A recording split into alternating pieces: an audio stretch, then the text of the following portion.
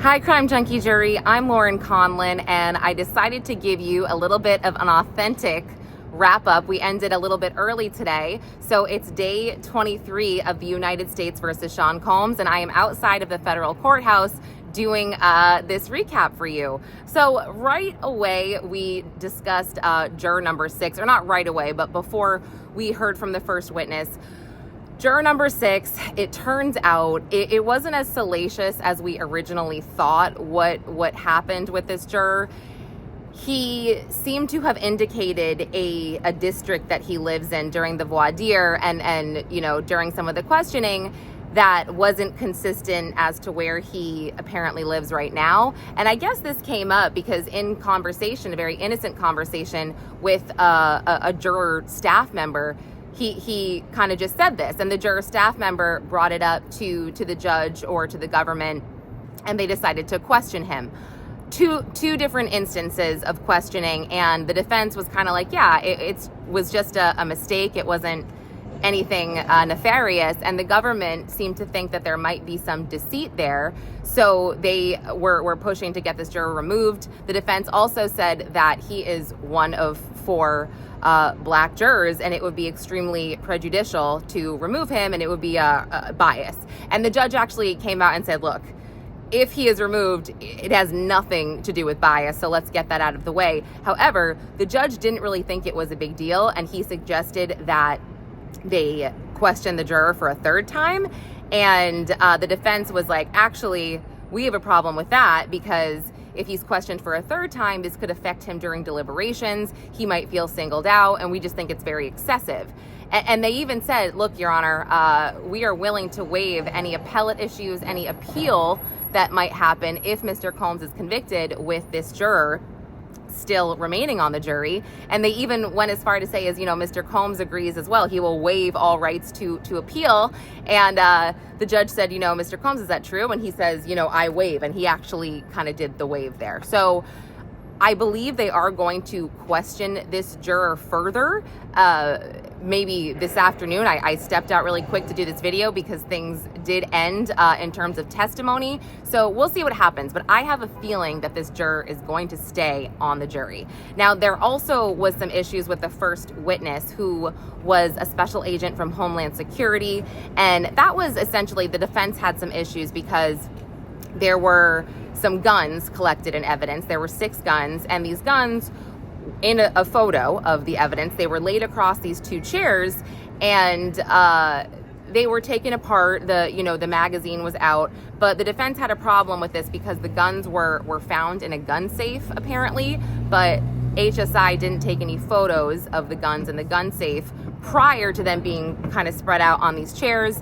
And the guns were also found in a security room, which was meant for security only, but the HSI agent apparently didn't know this information, and also didn't have any photos of where they were before. So the defense was like, this is not fair at all, type of thing. Like, how you need another witness. Like, I don't understand how this witness is going to come on the stand and say all of this.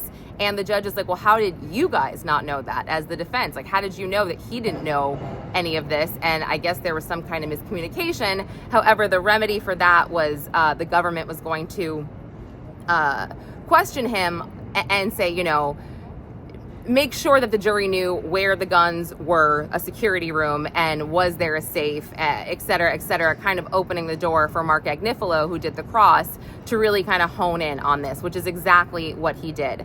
But back to the direct, the HSI agent, Special Agent Andre Lamont, he was the lead on the search and seizure of Diddy's, ow, I just got stung by a bug or something, ow. Sorry, okay.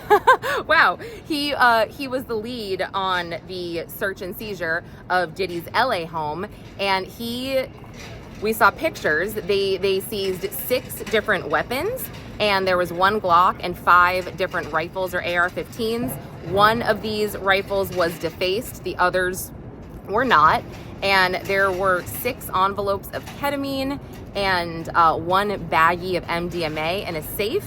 And then there were 900 bottles of Astroglide seized and 200 bottles of baby oil. And these Astroglide bottles, these were actually stacked in boxes in a garage, which was so crazy. I mean, it was like 10 boxes. It looked like he had ordered off Amazon or something.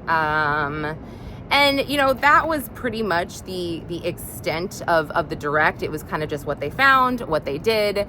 And during the cross-examination, again, Mark Agnifilo really wanted to make it clear that the guns, the 6 guns they found, they were in a security room that had a lock.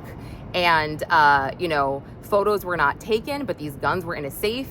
He talked about how there was lots of bedrooms in the house, children's rooms, and nobody saw any guns or anything dangerous in any other room besides the security room. And he also said, Agnifilo kind of said, you know, you testified you've done 50 to 60 searches and you work in the human trafficking department. How many searches have you seized baby oil and Astroglide as it pertains to human trafficking? And the agent said, 1. It was this one. And Agnifilo kind of said, okay, and you saw the baby oil and the Astroglide. It was in many different rooms of the house, because it was in the master bedroom, in the closet, in the garage.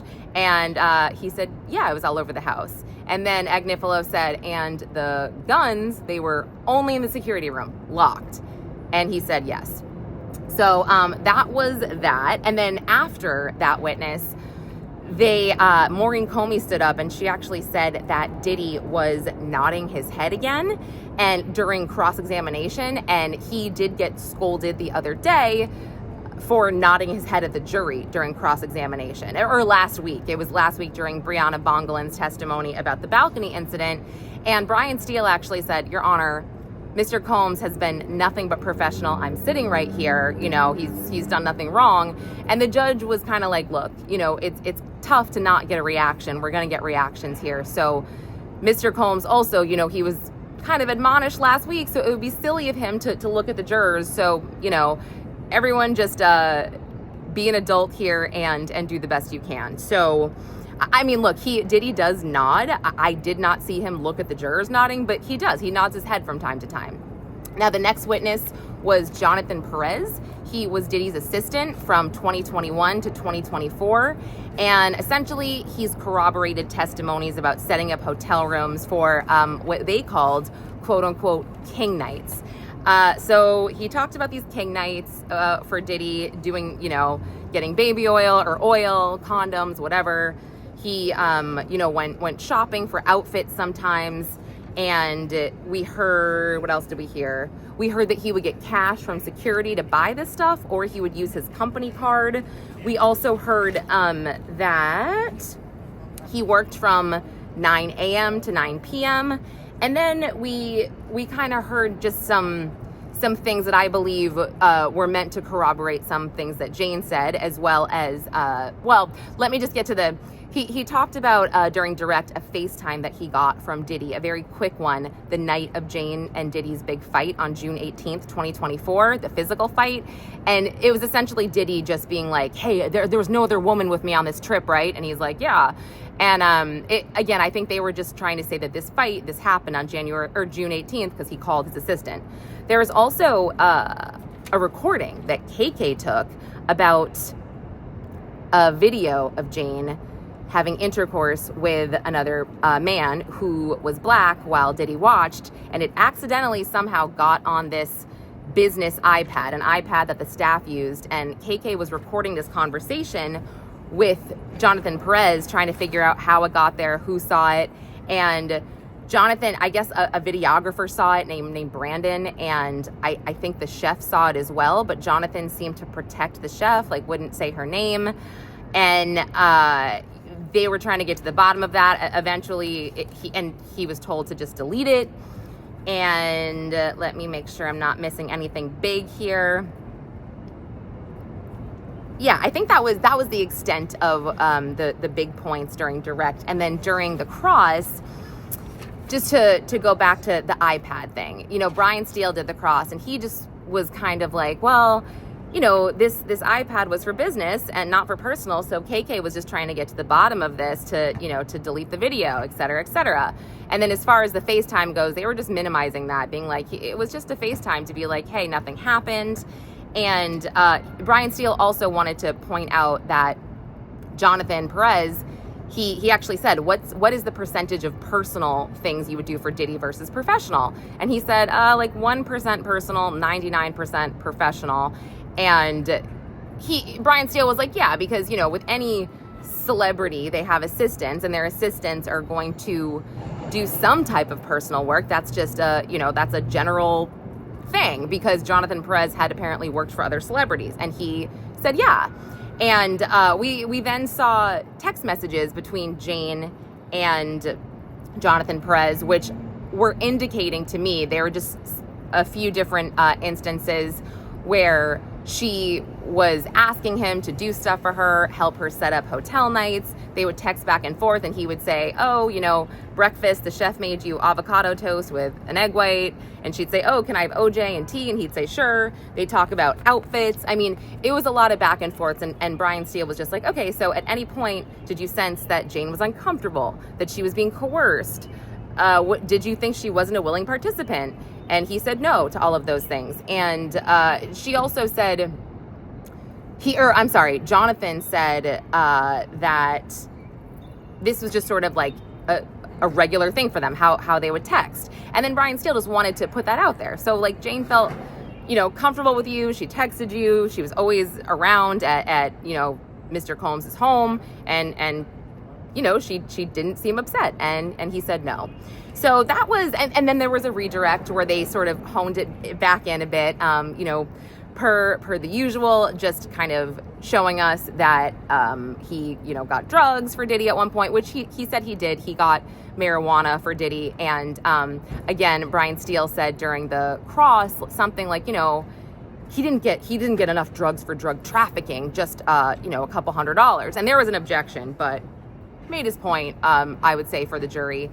But yeah, that was pretty much the extent of today. I will hopefully have an update on the juror issue soon as well. But next week, we should be hearing from a summary witness first. So, all right, guys, thanks for listening to Day 23. Oh my gosh, I almost forgot the most important thing. Or not the most important thing. Wow, Kanye West was here today. Now, I had talked about how there were rumors that he was coming, and there is a very strict list to get into the courtroom. And the federal marshal told me today that he could not get in because he was not on the list. I spoke to Diddy's friend, who's been in the courtroom every day, pretty much his only friend that's been consistently in the courtroom. And he said, oh no, Kanye could have gotten in, but he didn't want to go into the courtroom because he didn't want to disrupt anything.